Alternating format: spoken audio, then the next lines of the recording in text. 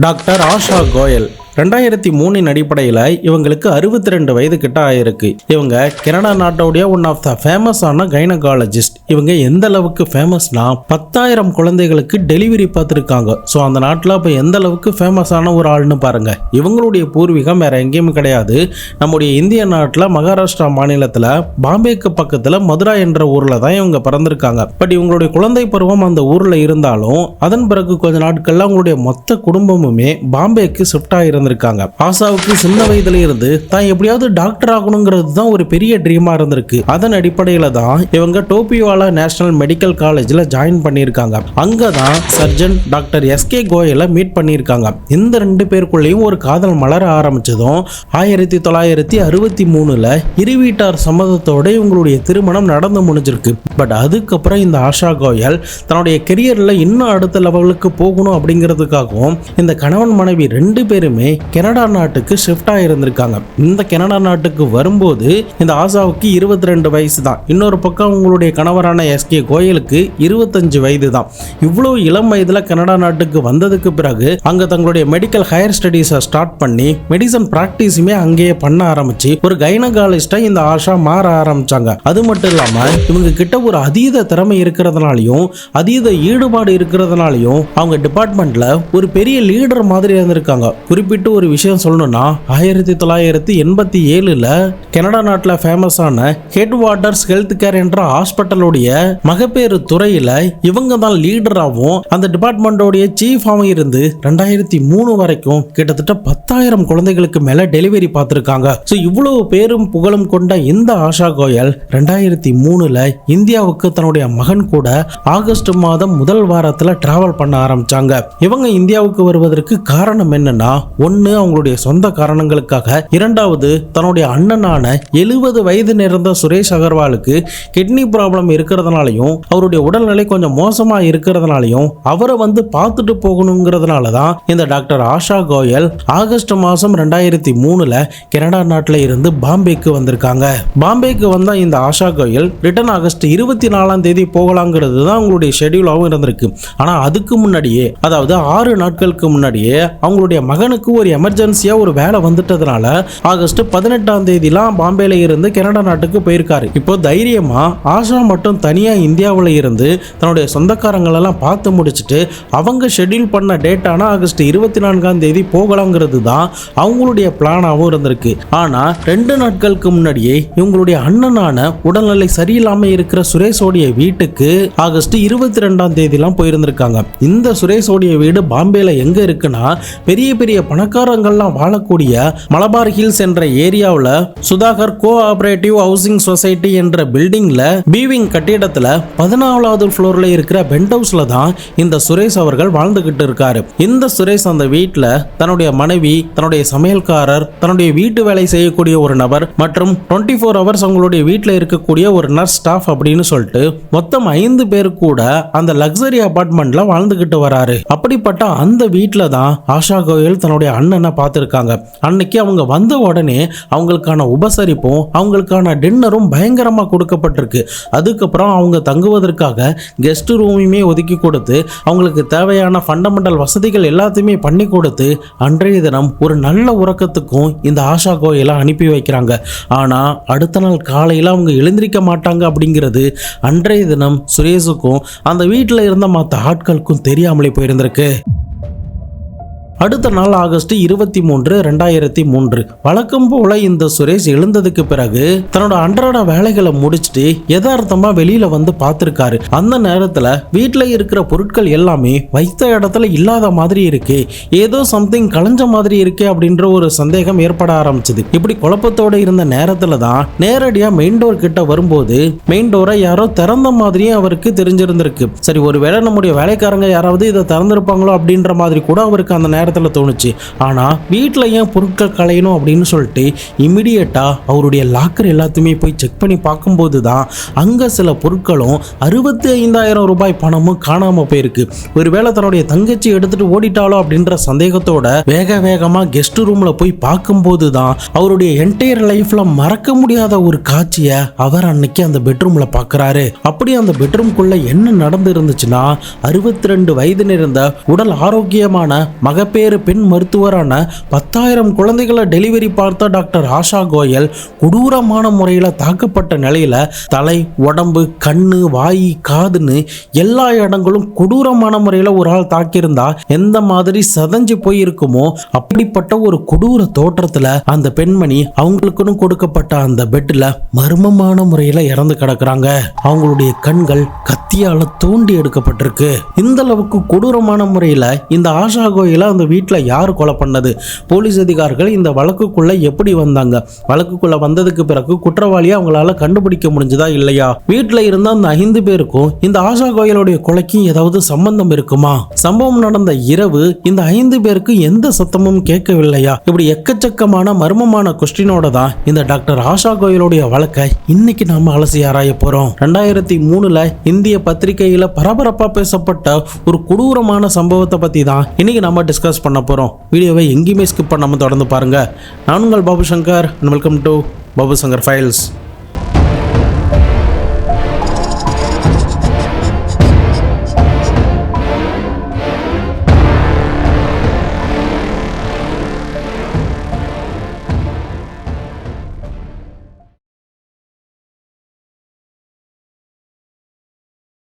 நம்ம சேனலில் வர வீடியோஸ்லாம் உங்களுக்கு பிடிச்சிருந்ததுன்னா மறக்காமல் லைக் பண்ணி பாருங்கள். அப்போ தான் உண்மையாகவே க்ரைம் ஜானர் பார்க்குற நம்முடைய ஆடியன்ஸுக்கு போய் ரெக்கமெண்டில் போய் சேரும். அது எங்களுக்கு பெரிய மோட்டிவேட்டாக இருக்கும். ப்ளஸ் ஒவ்வொரு வீடியோஸும் ஒவ்வொரு கேஸும் நீங்கள் பார்க்கும்போது அது சம்மந்தமாக உங்களுக்கு என்ன ஒப்பீனியன் எழுதோ அதை மறக்காமல் கமெண்ட் பாக்ஸில் சொல்லுங்கள். கண்டிப்பாக நான் உங்கள் கூட வந்து டிஸ்கஸ் பண்ணுறேன்.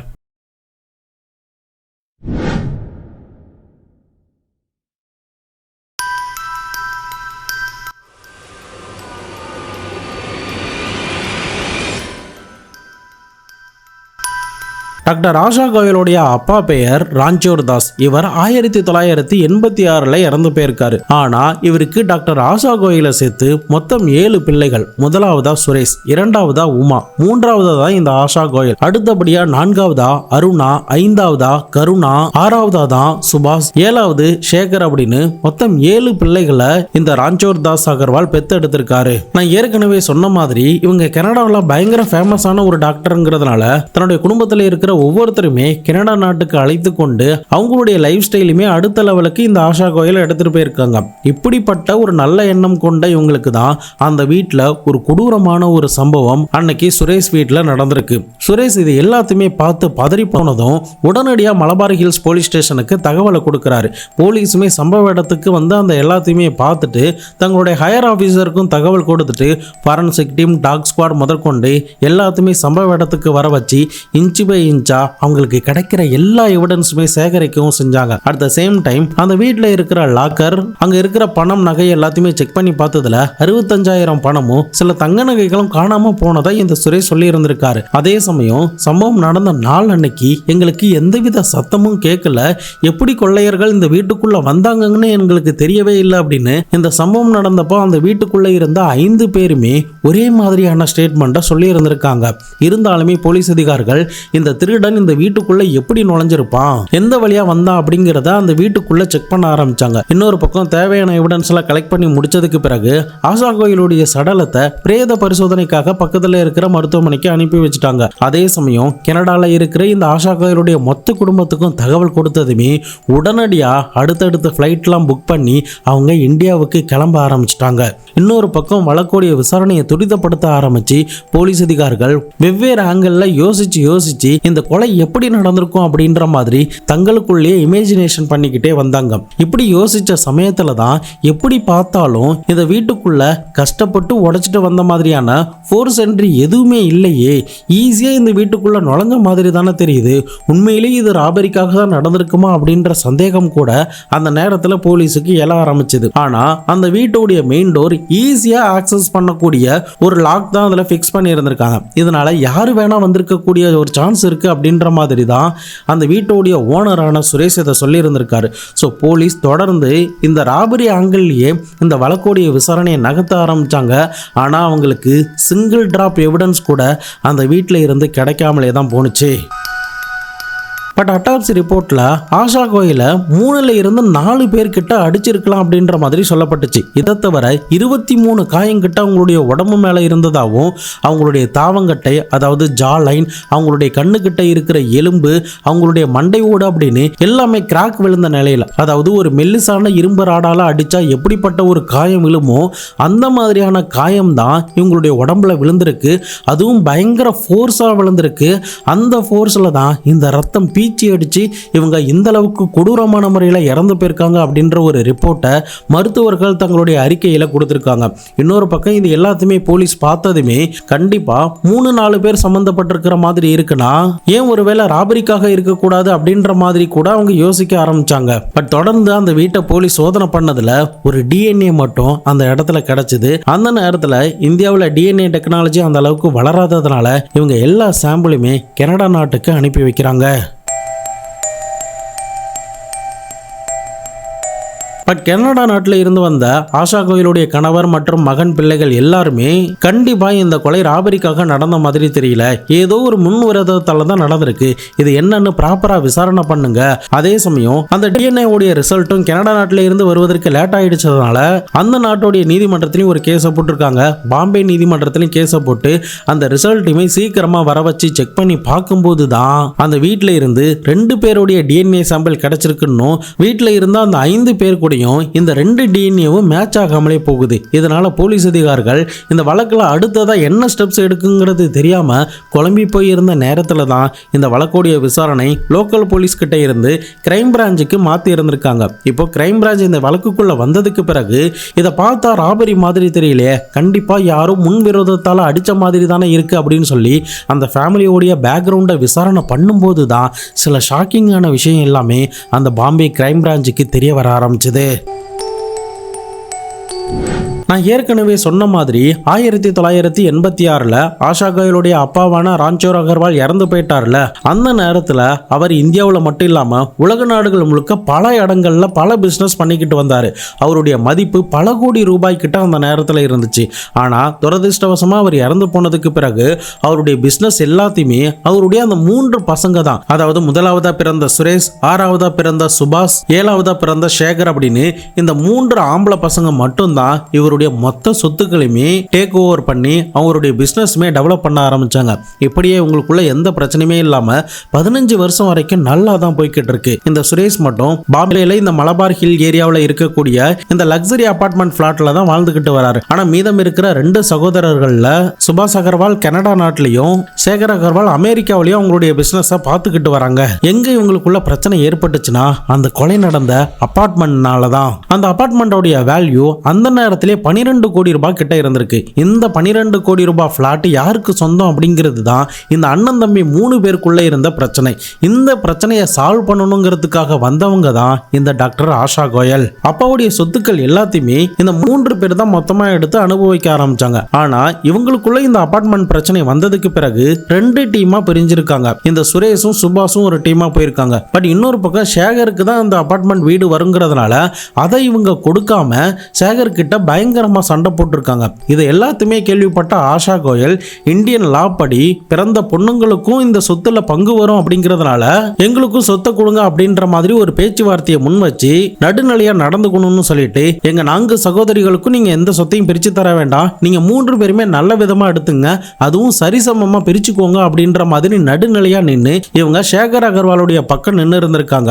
இந்த நேரத்துல முழுவதுமா இந்த சுரேஷும் இந்த சுபாஷும் இந்த ஆஷா கோயலை வெறுக்க ஆரம்பிச்சிருக்காங்க. சோ இதன் அடிப்படையில தான் இந்த பிரச்சனையை சமரசம் பண்ணணுங்கிறதுக்காகவும் தன்னுடைய அண்ணன் கிட்னி ப்ராப்ளத்தால பாதிக்கப்பட்டிருக்காரு, அவர் ஒரே தெரியா பார்த்துட்டு வந்துடலாம் அப்படின்ற காரணத்தினாலையும் தான் ஆகஸ்ட் மாசம் 2003 வாக்குல இந்த டாக்டர் ஆஷா கோயல் தன்னுடைய சொந்த ஊரான பாம்பேக்கு வந்திருக்காங்க. பட் இந்த ஆஷா கோயலுக்கு மொத்தம் 3 பிள்ளைகள். முதலாவதா சஞ்சய், 2வதா ராஷ்மி, 3வதா ஷீமா கோயல். இந்த சஞ்சய்க்கு தன்னுடைய அம்மா தனியா பாம்பேக்கு போறாங்க அப்படிங்கிறது தெரிஞ்சதுமே சம்திங் தன்னுடைய தாய்க்கு ஏதாவது ஒரு ஆபத்து இருக்கலாம், அவங்களுக்கு துணைக்கு நம்ம நம்ம போகலாம் அப்படின்னு சொல்லிட்டு ஆஷா கோயல் பாம்பே வர நேரத்துல இவருமே கூட வந்திருக்காரு. ஆனா அன்பார்ச்சுனேட்லி இவருக்கு சில எமர்ஜென்சி காரணங்களால ரிட்டர்ன் கிளம்புவதற்கு 6 நாட்களுக்கு முன்னாடியே தன்னுடைய அம்மாவை விட்டுட்டு இவர் ரிட்டர்ன் கனடா நாட்டுக்கு வந்திருக்காரு. அந்த நேரத்துல தன்னந்தனியா தனக்கு என்ன ஆகிட போது, யார் என்ன பண்ண போறா அப்படின்ற தைரியத்தோட தான் இவங்க பாம்பேல அந்த நேரத்துல தங்கி இருந்தாங்க. அந்த நேரத்துல தான் இவங்க ரிட்டர்ன் கனடா போவதற்கு 2 நாட்களுக்கு முன்னாடி இந்த சுரேஷ்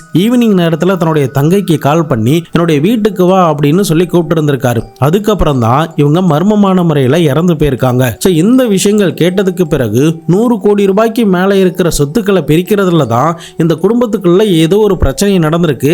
அந்த பிரச்சனையினால தான் இந்த ஆஷா கோயல் கொலை செய்யப்பட்டிருக்காங்க அப்படின்னு சொல்லிட்டு ப்ராப்பர்ட்டி சம்பந்தமாக தான் இந்த கொலை நடந்திருக்கு அப்படிங்கிறதையும் கண்டுபிடிச்சி அந்த ஆங்கிள் இந்த வழக்கோடைய விசாரணையை பாம்பேவுடைய கிரைம் பிரான்ச் டிபார்ட்மெண்ட் அடுத்த கட்டத்துக்கு நகர்த்த ஆரம்பிச்சாங்க. அந்த நேரத்தில் அந்த குடும்பத்தார்கள் வச்ச ஒரு குற்றச்சாட்டு என்னன்னா, சுரேஷ் அந்த நேரத்தில் உடல்நிலை பயங்கரமா சரியில்லாம இருந்தாலும் கூட, சாகர நிலைமையில அவர் இருந்தாலும் கூட தனக்கு சேர வேண்டிய சொத்துக்களை விடுறதாவும், முக்கியமா அந்த அபார்ட்மெண்ட்டை விட்டு கொடுக்கறதுலயும் அவருக்கு எந்தவித உடன்பாடுமே இல்லை. தொடர்ந்து ஒரு பயங்கரமான வன்மத்தை தான் டாக்டர் ஆஷா மேல காட்டியிருக்காருங்கிறது தெரிய வந்துச்சு. தொடர்ந்து சம்பவம் நடந்த அன்னைக்கு அங்க தங்கியிருந்த அனைவருக்கிட்டையுமே விசாரணை பண்ணும்போது அவங்களுக்கு எந்தவித சத்தமும் கேட்கல அப்படின்ற மாதிரி தான் சொல்றாங்க. ஒரே மாதிரியான ஸ்டேட்மெண்ட் இருக்கிறதுனாலையும் போலீஸ்க்கு இவங்களுக்கு எதிராக எந்த ஒரு எவிடன்ஸும் இல்லாததுனாலையும் அவங்கள கைது பண்ண முடியாத ஒரு சுச்சுவேஷனும் அவங்களுக்கு கிரியேட் ஆக ஆரம்பிச்சது. தொடர்ந்து இந்த ஃபேமிலி ஃப்ரெண்ட்ஸ், இந்த சுரேஷ் மற்றும் மற்ற சிபிலிங்ஸ் எல்லாத்தையுமே போலீஸ் விசாரிக்க ஆரம்பிச்சாங்க. அவங்க கிட்ட இருந்து ஒவ்வொருத்தருடைய ஸ்டேட்மெண்ட்டாகவும் வாங்க ஆரம்பிச்சாங்க. யாருக்கு ஸ்ட்ராங்கான மோட்டிவ் இருக்கு அப்படிங்கிறத செக் பண்ணி பார்க்கும்போது தான் இந்த சுரேஷுக்கு தான் ஸ்ட்ராங்கான மோட்டிவ் இருக்குங்கிறத கண்டுபிடிச்சிடுறாங்க. ஸோ முழுக்க இந்த சுரேஷ் சம்பந்தப்பட்ட ஆட்களை தீவிரமாக சோதனை பண்ண ஆரம்பிச்சாங்க. அப்படி சோதனை பண்ணும்போது தான் சுரேஷோடைய ப்ராப்பர்ட்டி எல்லாத்தையுமே பார்த்துக்கக்கூடிய ஒன் ஆஃப் த மேனேஜரான பிரதீப்பை பற்றி போலீஸுக்கு தெரிய வர ஆரம்பிச்சது. இந்த பிரதீப் பிரதாப் யாருன்னா, சுரேஷுக்கு சம்பந்தப்பட்ட ஒரு கெஸ்ட் ஹவுஸோடைய ப்ராப்பர்ட்டி மேனேஜராக இவன் அவர்கிட்ட வேலை பார்த்துக்கிட்டு இருக்கான். மேற்கொண்டு இந்த சம்பவம் நடக்க போறதுக்கு 2-3 நாட்களுக்கு முன்னாடி வரைக்கும் இந்த அபார்ட்மெண்ட்டுக்கு அடிக்கடி வந்துட்டு போனதாகவும் தெரிய வர ஆரம்பிச்சதுமே உடனடியாக அவனை கைது பண்ணி அவங்களுடைய ஸ்டைலில் விசாரணை பண்ணும்போது தனக்கு இதுக்கும் எந்த சம்பந்தமும் இல்லை அப்படின்ற மாதிரி சொல்றான். ஆனா போலீஸ் அவங்களுடைய ஸ்டைல்ல துருவி அடிச்சு உதச்சி சில டார்ச்சர்லாம் கொடுத்து அவங்க கிட்ட விசாரணை பண்ணும்போது தான் இந்த கொலையை பண்ண சொன்னது எல்லாமே இந்த ஆஷா கோயலோடைய அண்ணனான சுரேஷ் அகர்வால் தான். அதுவும் சொத்துக்காக தான் இந்த கொலையை பண்ண சொன்னாரு அப்படின்னு போலீஸ் கிட்ட மொத்தத்தையும் போட்டு உடைச்சிருந்திருக்கான்.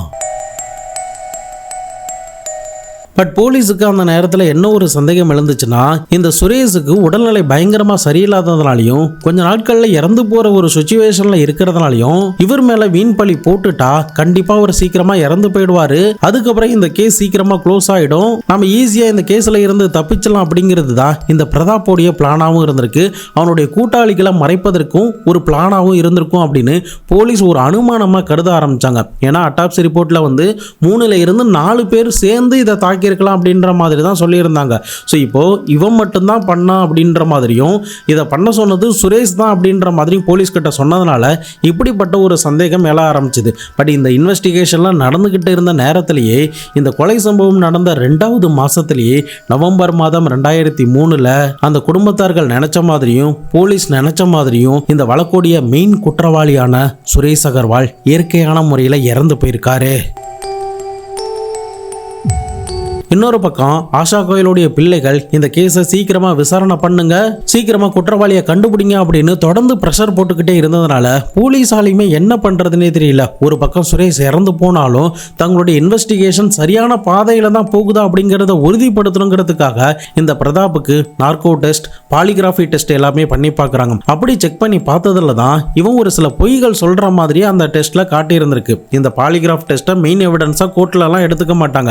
ஆனா தங்களுடைய இன்வெஸ்டிகேஷன் கரெக்டான டைரக்ஷன்ல போகுதா அப்படிங்கறத உறுதிப்படுத்துவதற்கு இந்த பாலிகிராஃப் டெஸ்ட்டை போலீஸ் அதிகாரிகள் பண்ணுவாங்க. பட் அதுல இவனுக்கு எகென்ஸ்டா வந்ததுனால தொடர்ந்து அவனை டார்ச்சர் பண்ணி துருவி விசாரணை பண்ணும்போது தான் இந்த கொலையில நான் மட்டும் சம்பந்தப்படல, ஏன் இந்த சுரேஷ் மட்டும் சம்பந்தப்படல, சுரேஷை தவிர இன்னும் 4 பேர் சம்பந்தப்பட்டிருக்காங்க அப்படின்னு ஒரு ஷாக்கிங்கான ஒரு விஷயத்த சொல்லி இருந்திருக்கான். அதெல்லாம் யாருன்னா மனோகர் சிண்டே, பவன்குமார் மற்றும் இறந்து போன சுரேஷோடைய மருமகனான நரேந்திர கோயல் அப்படின்னு இந்த 3 பேரும் என் கூட சேர்ந்து தான் அன்றைய தினம் ஆஷா கோயலை கொலை பண்ணாங்க அப்படின்னும், இதுல மனோகர் சிண்டே அப்படின்றவன் சுரேஷோடைய ப்ராப்பர்ட்டி மேனேஜர்னும், பவன்குமார் சுபாஷோடைய ப்ராப்பர்ட்டி மேனேஜர்னு சொல்லியிருந்திருக்கான். இதுல முக்கியமா இதை மொத்த பிளானையுமே போட்டது வேற யாரும் கிடையாது, இறந்து போன சுரேஷோடைய ஒன் ஆஃப் த யங்கர் பிரதரான அவருக்கு சப்போர்ட் பண்ணக்கூடிய கனடா நாட்டில் வாழ்ந்து கொண்டிருக்கிற சுபாஷ் தான் அந்த நாட்டிலே இருந்துகிட்டு இந்த மொத்த ஸ்கெட்சையுமே போட்டு கொடுத்தான் அப்படின்ற ஒரு உண்மையுமே போலீஸ் அதிகாரிகள் கிட்ட போட்டு உடைச்சிருக்கா. இதுல இன்னொரு ஷாக்கிங்கான ஒரு விஷயம் என்னன்னா, கனடா நாட்டில் டாக்டர் ஆஷா கோயல் இறந்ததுக்கு பிறகு இறுதி மௌன அஞ்சலி செலுத்துவதற்காக ஒரு ஃபங்க்ஷனை ரெடி பண்ணியிருக்காங்க. அந்த ஃபங்க்ஷன்ல கூட இந்த சுபாஷ் எதுவும் தெரியாத மாதிரி ஒரு அப்பாவி மாதிரி கலந்து கொண்டு அங்க கண்ணீர் விட்டு அழுத காட்சிகள் எதையுமே அவங்களால இந்த விஷயத்தை கேட்டதுக்கு பிறகு கொஞ்சம் கூட நம்பவே முடியல. ஆஷா கோயல் இந்த அண்ணன் தம்பியான சுரேஷ் சுபாஷுக்கும் எதிராக இருக்கிறதுனால தான் 2 பேரும் சேர்ந்து பக்காவா ப்ரீ பிளான் பண்ணி இந்த 4 பேருக்கும் 50,000 ரூபாய் அந்த காலத்துல பணம் கொடுத்து இந்த கொலையை பண்ண சொன்னதா இந்த பிரதாப்போடைய கூட்டாளிகளும் போலீஸ் கிட்ட இந்த தகவலை கொடுக்கறாங்க. தொடர்ந்து இவனுங்க கிட்ட விசாரணை பண்ணதுல என்ன தெரிய வந்துச்சுன்னா, சம்பவம் நடந்த நாளான ஆகஸ்ட் 22ஆம் தேதி ஆஷா கோயலுக்கு கொடுக்கப்பட்ட கெஸ்ட் ரூம்ல அவங்க சாப்பிட்டுட்டு நல்லா தூங்கிட்டாங்க. அதுக்கப்புறம் நாங்க எல்லாரும் அந்த ரூம்குள்ள போனோம். நரேந்திர கோயல் சன்னில் அவங்கிட்ட ஏற்கனவே அந்த வீட்டோடைய சாவி இருந்துச்சு. அவன் தான் டோரை திறந்துட்டு உள்ள எங்களை அழைச்சிட்டு போனான். அதுக்கப்புறம் டைரக்டா கெஸ்ட் ரூமுக்கு போயிட்டு அந்த அம்மாவுடைய வாயை பொத்தி கொடூரமான முறையில் அவங்களுடைய கைகால்கள் எல்லாத்தையுமே அடித்தோம். முக்கியமாக தொண்டை, அவங்களுடைய மூக்கு, வாய் அப்படின்னு எல்லா இடங்களிலுமே கொடூரமாக அடித்தோம். அவங்க எதிர்த்து சண்டை போடுவதற்கு கூட ஒரு செகண்ட் கூட டைம் விடாமல் அடித்தோம். அதன் பிறகு எதுவுமே தெரியாத மாதிரி அந்த வீட்டில் இருக்கிற சில பொருட்கள்லாம் களைச்சி போட்டுட்டு அங்கிருந்த சில ஃபேக்கான நகைகளை மட்டும் திருடிட்டு போயிட்டோம். 65,000 பணம் காணாம போனது எல்லாமே போய் அதுல சுரேஷ் வேணுமுனே அவர் மேல சந்தேகம் வரக்கூடாதுங்கிறதுக்காகவும் இந்த கேஸை டைவர்ட் பண்றதுக்காக அவர் சொன்ன கட்டுக்கதை அப்படின்ற மாதிரி தங்களுடைய முழு கன்ஃபெஷனுமே போலீஸ் கிட்ட சொல்லி இருந்திருக்காங்க. பட் என்னதான் போலீஸ் கிட்ட இவனுங்க கன்ஃபெஷன் கொடுத்தாலும் கோர்ட்ல இது செல்லுபடி ஆகுமான்னு கேட்டா தக்க எவிடன்ஸ் இல்லைன்னா கண்டிப்பா செல்லுபடி ஆகவே ஆகாது.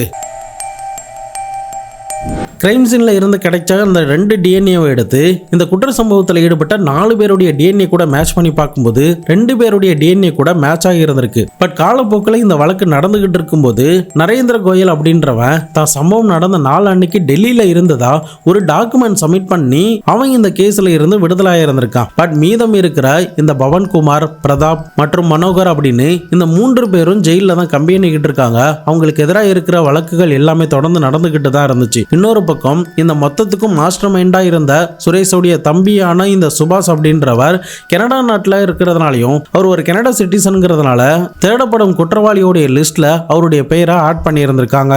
தொடர்ந்து இந்த வழக்கு நடக்கிற நேரத்தில் இந்த குற்றத்தில் சம்பந்தப்பட்ட கைது செய்யப்பட்டிருந்த அந்த 3 பேருக்கும் பெயில் கொடுக்கப்பட்டு வெளியில சுதந்திரமா சுத்த ஆரம்பிச்சிட்டாங்க. ஆனா இப்போ வரைக்கும் இந்த 2025 வரைக்கும் டாக்டர் ஆஷா கோயலுடைய இறப்புக்கான எந்த ஒரு நீதியுமே அவங்களுடைய வழக்குல கொடுக்கப்படவே இல்லை. தொடர்ந்து ஆஷா கோயலுடைய கணவரும் வயது 34 அவர் இறந்து போயிட்டாரு. ஆனாலுமே அவங்களுடைய பிள்ளைகள் இன்னமும் இந்த வழக்குக்காக போராடிக்கிட்டு தான் இருக்காங்க. மகாராஷ்டிராவுடைய சிஎம் கிட்ட கூட கோரிக்கையெல்லாம் வச்சு சீக்கிரமா குற்றவாளிகளுக்கு தண்டனை கொடுங்க அப்படின்னு பல மில்லியன் டாலர் கிட்ட அவங்க இந்த வழக்குக்காக 22 வருஷத்துக்கு மேல செலவு பண்ணியிருக்காங்க. அவங்க நினைச்சிருந்தா இவ்வளவு காசு செலவாகுதே அப்படின்னு சொல்லி இந்த கேஸை விட்டு இருந்திருக்கலாம். பட் காசு பணம்லாம் பெருசு இல்ல. தன்னுடைய அம்மாவுடைய சாவுக்கு சரியான நீதி கிடைக்கணும், அந்த குற்றவாளிகளுக்கு தக்க தண்டனை கிடைக்கணும், அவனுங்க நிம்மதியா இருந்துடக்கூடாது அப்படிங்கிறதுல பயங்கர பிடிவாதமா இந்த ஆஷா கோயலுடைய மகனும் மகளும் தொடர்ந்து இந்த வழக்குக்காக போராடிக்கிட்டு இருக்காங்க. இப்போ வரைக்கும் இந்த கேஸ் இவ்வளவு எவிடன்ஸ் இருந்தாலும் ஒரு அன்சால்வ்டு கேஸாக தான் நீடிச்சுக்கிட்டு இருக்கு. குற்றவாளிகள் யாருமே தண்டிக்கப்படவே இல்லை. ஃபியூச்சர்ல ஒருவேளை தண்டிக்கப்படலாம். அப்படி தண்டிக்கப்படும் போது என்ன தண்டனை கொடுக்க போறாங்க, மேற்கொண்டு என்னென்ன விஷயங்கள்லாம் வரப்போகுது அப்படிங்கிறத பொறுத்து இருந்து நம்ம பார்க்கலாம். முடிஞ்ச அளவுக்கு நான் அதை ஒரு வீடியோவாக கூட உங்களுக்காக பண்றேன். இந்த கொலைக்கான முக்கியமான மோட்டிவ் என்ன அப்படின்னு சொல்லி நல்லா படிச்சு பார்த்தா, எங்க இந்த ஆஷா கோயல் தங்க கூட பிறந்த அந்த 4 சகோதரிகளும் தங்களுக்கு எதிராக திருப்பிடுவாளோ அப்ப மொத்த சொத்தையும் 7ஆ பங்கு போடணுமே, அப்படி பங்கு போட்டா நமக்கு ஒண்ணுமே தேராதே அப்படின்னு சொல்லிட்டு தான் இந்த சுபாஷும் இந்த சுரேஷும் பயங்கரமா ஸ்கெட்ச் போட்டு இந்த சொத்துக்காகவும் அவங்களுடைய அந்த பேராசைக்காகவும் கனடா நாட்டில் ரொம்பவும் ஃபேமஸா 10,000க்கும் மேற்பட்ட குழந்தைகளை டெலிவரி பார்த்த இந்த டாக்டர் ஆஷா கோயலை அநியாயமா இவனுங்க கொலை பண்ணியிருந்திருக்காங்க. சுரேஷ் சுரேஷ் சாவுற நிலைமையில கூட இந்த ப்ராப்பர்ட்டி மேல இருந்த ஆசையை விடவே இல்லை. கடைசி வரைக்கும் தான் நிரபராதி அப்படின்ற மாதிரி தான் காட்டிக்கிட்டே இருந்தான். ஒரு மனிதனுடைய பேராசையும் சொத்தாசையும் அவனை எந்த எக்ஸ்ட்ரீமுக்கு கொண்டு போகுது, அவனை என்னென்னலாம் செய்ய வைக்குது அப்படிங்கிறத நிச்சயமா இந்த சம்பவத்தின் மூலமா நம்மளால தெரிஞ்சுக்க முடியும்னு நான் நம்புறேன். நீங்க இந்த குற்றவாளிகளுக்கு என்ன தண்டனை கொடுப்பீங்க அப்படிங்கிறதையும், இந்த வழக்கை பத்தி உங்களுடைய கருத்துக்கள் என்ன அப்படிங்கிறதையும், இது வரைக்கும் நீதி கொடுக்காம இருக்கிறத பத்தி உங்களுடைய கருத்துக்கள் என்ன அப்படிங்கிறதையும் மறக்காம கமெண்ட் பாக்ஸ்ல சொல்லுங்க. இதை பத்தி உங்களுடைய நண்பர்களும் தெரிஞ்சுக்கணும்னு நினைச்சீங்கன்னா அவங்களுக்கும் ஷேர் பண்ணி விடுங்க. நாளை மறுநாள் வேற ஒரு கிரைம் கேஸோட வேற ஒரு வீடியோல உங்களை வந்து சந்திக்கிறேன். அது வரைக்கும் உங்களிடமிருந்து விடைபெறுவது உங்கள் பாபு சங்கர்.